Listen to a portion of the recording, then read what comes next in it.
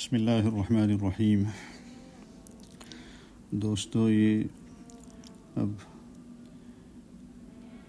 ایک رات دوسرے عشرے کی باقی رہ گئی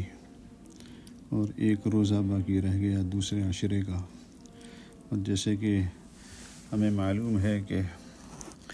دوسرا عشرہ یہ مغفرت کا عشرہ کہلاتا ہے، تو اس مختصر سے وقت کو غنیمت سمجھتے ہوئے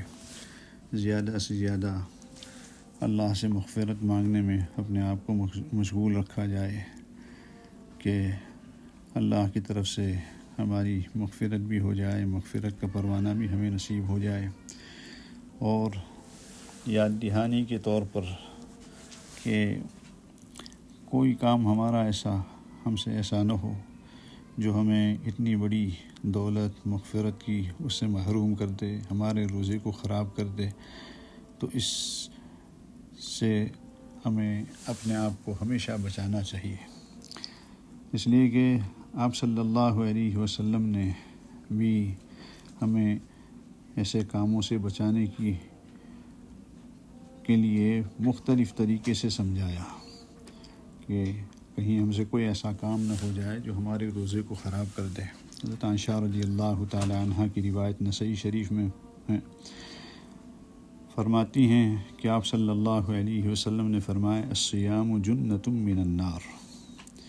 کہ روزہ جو ہے یہ تو جہنم سے بچاؤ کا سامان ہے، ڈھال ہے، یعنی بچاؤ کا سامان ہے۔ فمن اصبح صائما فلا یجہل یومئذ، جو روزے کے ساتھ صبح کرے تو اس دن پھر وہ کوئی جاہلانہ کام نہ کرے۔ وَإِنِ امْرُؤٌ جَهِلَ عَلَيْهِ فَلَا يَشْتِمْهُ وَلَا يَسُبُّهُ وَلْيَقُلْ إِنِّي صَائِمٌ، اور اگر کوئی شخص اس پر جاہلانہ معاملہ اس کے ساتھ کرے، کوئی ایسا کام یا ایسی بات کر دے جو نہیں کہنی چاہیے، نہیں کرنا چاہیے، تو اس کے بدلے میں اس کو برا بھلا نہ کہے اور اس کو گالی نہ دے، بلکہ یوں کہہ دے انی صائم، میں تو روزے دار ہوں۔ تو آپ صلی اللہ علیہ وسلم نے کتنے پیار سے سمجھا دیا کہ بھئی اگر کوئی اور اپنے روزے کو خراب کر رہا ہے تو اس کی وجہ سے بدلے میں ہم اپنے روزے کو خراب نہ کریں، بلکہ مختصر لفظ میں کہہ دے انی صائم، بھئی میں تو روزے کی حالت میں ہوں، اس لیے میں تمہارے ساتھ الجھنا نہیں چاہتا۔ تو انشاءاللہ تعالی اتنا بھی ہم کریں گے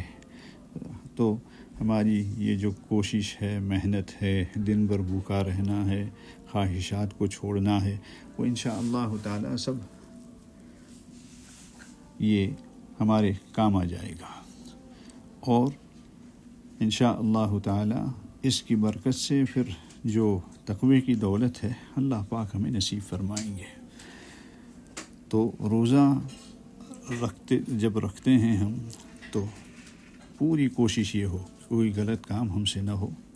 کوئی غلط بات ہماری زبان سے نہ نکلے کہ جس کی وجہ سے ہمارا روزہ ٹوٹ جائے، خراب ہو جائے، اور ساتھ ہی ساتھ ہم اللہ سے تقوی کی دولت بھی مانگے کہ اللہ آپ نے فرمایا ہے، روزے کا حکم جہاں آپ نے بیان فرمایا تو آخر میں آپ نے فرمایا لعلکم تتقون، تاکہ تم متقی بن جاؤ۔ تو اللہ ہم یہ دولت ہم آپ سے مانگتے ہیں کہ ہمیں تقوی کی دولت نصیب فرما، کہ ہر وقت ہمیں یہ خیال رہے کہ ہمیں ہر اس کام سے بچنا ہے جو ہمارے رب کو ناراض کرنے والا ہے۔ اللہ پاک ہمیں صحیح معنی میں روزہ رکھنے کی اور اس کے پورے فائدے بھی اللہ پاک ہمیں نصیب فرمائے، اور تقوی کی دولت اللہ ہم سب کو نصیب فرمائے۔ اب یہ آخری عشرہ تو اعتکاف کا عشرہ کہلاتا ہے۔ خوش نصیب لوگ جنہوں نے نیت کی ہے اعتکاف کی، وہ تو تیاری کر رہے ہوں گے۔ ابھی تک کسی کے لیے ممکن ہو آسانی کے ساتھ وہ اعتکاف کر سکے تو ضرور کرنا چاہیے۔ آپ صلی اللہ علیہ وسلم نے اس کی پابندی فرمائی تھی، اور اگر کسی وجہ سے نہیں کر سکتے تو 10 دن نہیں ہو سکتے،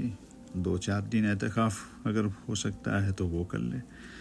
اسی طرح عورتیں بھی اگر ہو سکے 10 دن کا اعتکاف گھر میں کر سکتی ہیں تو ضرور کریں، اتنی بڑی